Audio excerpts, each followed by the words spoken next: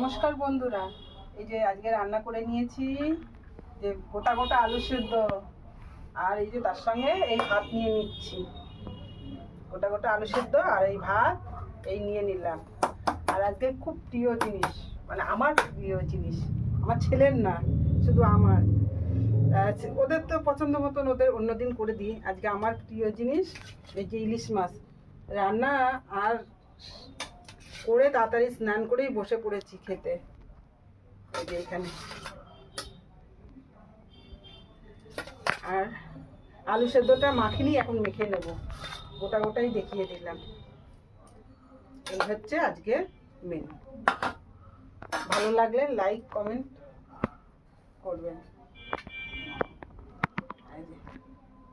আর subscribe করে নেবেন চ্যানেলটা, বাসন্তিকা কুকিং চ্যানেলকে। আর এই যে